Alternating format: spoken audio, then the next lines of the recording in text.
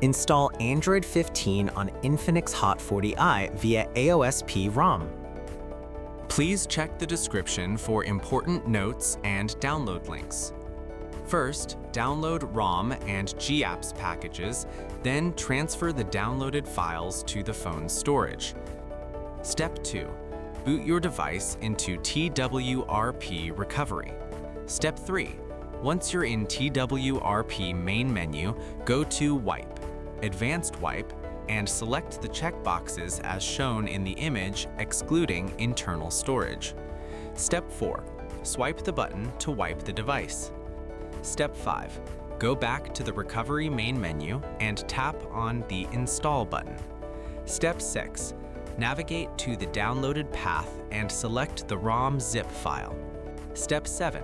Finally, swipe the button on the screen to install ROM file. Step 8. Once the ROM installation finishes, return to the main menu and install the GApps zip package in the same manner. Step 9.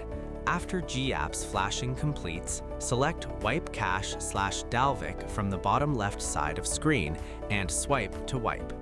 Step 10. When the wiping process is completed, hit Reboot System. That's it! You have successfully installed the ROM on your device.